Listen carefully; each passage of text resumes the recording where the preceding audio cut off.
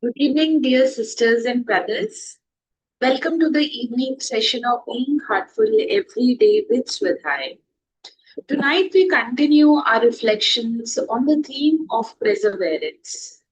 Over the past few days, we have seen how perseverance is not about a struggle or a force, but about a gentle, steady consistency that anchors us in patience and faith. Today, let us explore how perseverance in our abhyas becomes the bridge between our sincere intentions and the grace that flows from the source. In heartfulness, we are reminded again and again that practice is everything: meditation, cleaning, prayer, constant remembrance. These are not the occasional activities but a way of life. Perseverance is what allows these practices to take root in our hearts. There'll be days when the mind feels heavy, when distractions seem overwhelming, or when progress feels invisible. Yet, if we keep returning to the practice with a sincerity, we discover that perseverance itself becomes the quiet strength that carries us through. As Babuji said, meditation is to be done every day without fail, just as we take food every day. This daily rhythm, sustained by perseverance, transforms our inner being little by little, almost imperceptibly, until we find that the heart has grown lighter, more open, and more expansive. And in the heartfulness way, effort alone does not bring us to the goal. It is always the effort supported by the divine grace. But perseverance is what makes us receptive to that grace. Each time we sit to meditate, even when it feels dry, we are showing our willingness. Each time we are doing the evening cleaning, even when we feel tired, we are opening the door for the Master's work to take place within us. And in this way, perseverance is like a humble knock at the door of grace. Eventually, the door opens. Our perseverance also reflects our trust in the beloved Master. To persevere is to believe that the guide is with us, working silently within us and in the background, even when we cannot perceive it. And when we continue in faith, we are aligning ourselves with the Master's will and giving permission for the inner transformation to unfold. Dear sisters and brothers, moving ahead in the session now, and a gentle request to all to please extend the invitation of BHED sessions and heartfulness master classes with your near and dear ones as well. In the last few days, we have been reading about the article by beloved Daji, which is on failure to attain the next stage and failure to retain a stage. This evening, we will revisit it once again, not because we have missed something, but because repetition deepens the understanding, and each fresh reading opens the new layers of meaning. And through this gentle revisiting, the essence of perseverance sinks more deeply into our hearts. Alabdha Bhumikatva is the Vikshipa where we are not able to attain the next stage or the level in the spiritual journey. And Anavashtitvani is the failure to retain a stage once it has been given. There can be many reasons for these two obstacles. They may occur because of lack of interest, lack of determination, a feeling of impotency, or because we are not able to refine our character in order to maintain the spiritual level. Especially at the higher spiritual stages, such a profound level of humility, nobility of character, and dependency on a capable master are required. And acceptance and self transcendence are vital for progress. We need constant help from the Master to refine ourselves in order to become eligible, enter and retain these stages. How do we work to overcome these obstacles, these two obstacles? The first thing is to understand that our potency comes through our connection with the source, with God, through the heart. Individually, we are important islands, whereas once we are connected, our full potential is realized. We are connected to the source of life itself. The easiest way to stay connected with the source is to associate with a master of the highest caliber who can transmit the sense of pranahuti from the source itself.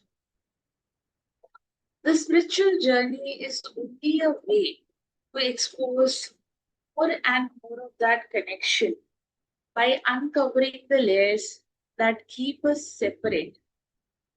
Prayer and meditation are both ways we evoke and maintain that connection. The second thing is to understand that spiritual progress is not linear. It proceeds with a natural rise and fall. At each stage of the journey, that is, at each chakra, point, or knot, there is a sequence of experiences which is beautifully explained by Ramachandra in his books, Towards Infinity and Voice Real. On entering into every successive knot, there is a slight feeling of heaviness in the mind, on account of which people often discontinue the practice. But if we take into consideration that every attack of illness is followed by the restoration of good health, we will be better encouraged to attempt a crossing of the knots. After this heaviness comes a peculiar state, awakening within the mind a consciousness of the divine force pervading all over. Next, as we become more attuned to the new stage, we experience a divine state prevailing everywhere and everything absorbed in its remembrance. But this does not last. As we merge more and more with the new stage, there is neither feeling of the divine force nor that of remembrance, but only a feeling of negation. Eventually, everything is gone. No impression upon the heart, not even that of existence.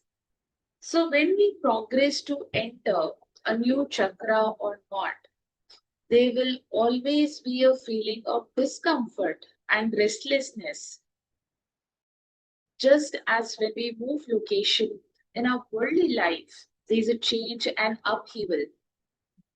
Only once we settle into the new environment does our consciousness open to a higher level of awareness. And then we start to experience divinity from that higher level. This is a joyful and blissful experience, and we feel that we have moved forward.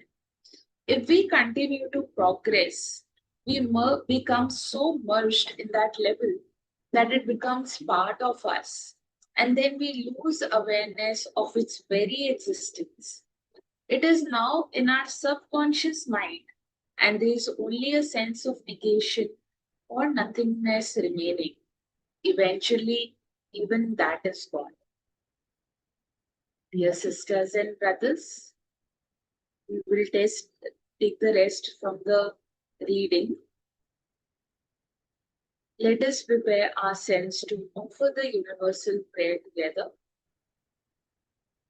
All brothers and sisters are being filled with love and devotion, and real faith is growing stronger in them. सभी भाई बहन प्रेम और भक्ति से भर रहे हैं और उनमें सच्ची श्रद्धा दृढ़ होती जा रही है।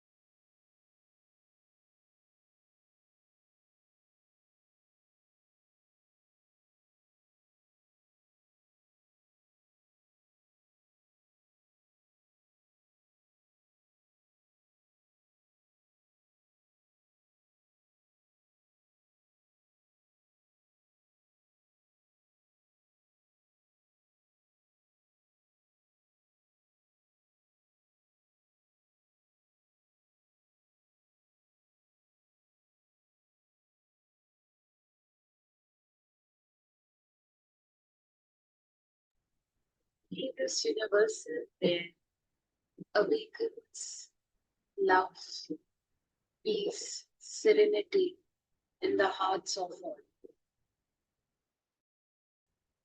Dear sisters and brothers, before you rest tonight, take a few moments of the bedtime prayer and reflections of the day. Gently review your day in the spirit of humility and perseverance. Offer up your shortcomings to the beloved Master and make a heartfelt, simple resolve not to repeat the wrongdoings again. Allow the burdens of the day to be removed through His grace, so that you may rest with a light heart and rise tomorrow with renewed in spirit. Dear sisters and brothers, thank you for being a part of this evening session, and we look forward to seeing you all tomorrow for the morning session at 6 a.m. to continue our explorations and reflections on the theme of perseverance. Until then, may your heart remain steadfast, your spirit light, and your journey be filled with Master's grace. Thank you.